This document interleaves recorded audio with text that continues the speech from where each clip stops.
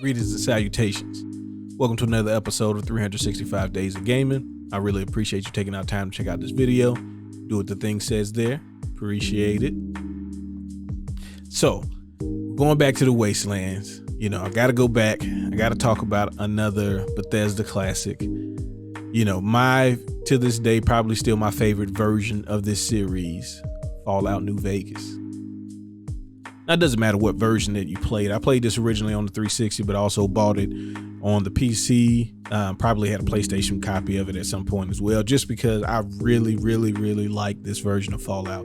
So this wasn't actually made by Bethesda, but it is part of their franchise. So, they get some credit. It was actually made by Obsidian, which is another thing that I really like. I like Obsidian's ability to make a game in someone else's, universe using their properties and do a really interesting thing with it. And I really like, what they did with New Vegas. Takes place in a completely different environment than we had in Fallout 3, right? You're in DC in Fallout 3. You're in, the Nevada area in Fallout New Vegas, right?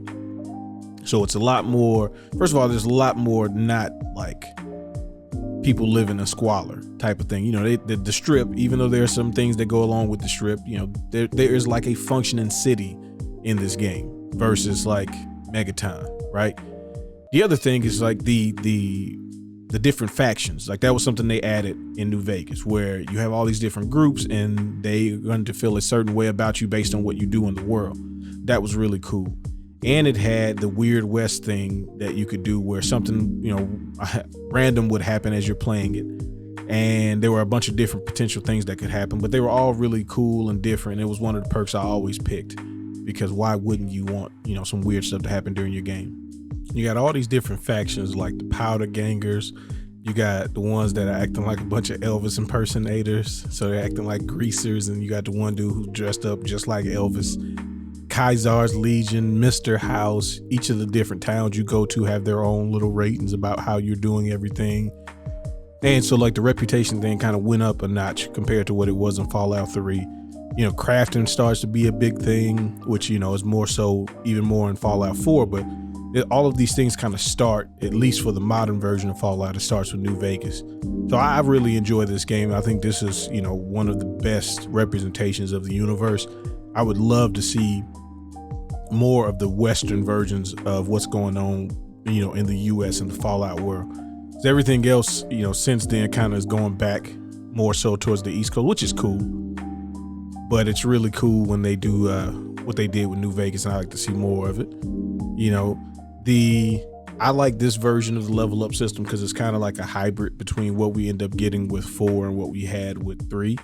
But I mean, 4's level up system is fine, but I just like a lot of things about New Vegas, the way it played, the way it felt, the different enemies you come across, like the different wildlife, like the cazadores and, just all the things, the geckos just running at you all crazy, a lot more variety of things compared to what we had with 3. So this sequel is like, for me, it doesn't necessarily have to be a brand new, everything is like what we get from going from Fallout 3 to Fallout 4. Even these incremental updates or, these kind of side games like what New Vegas did, I thought was fantastic. And, so I wanted to shout it out.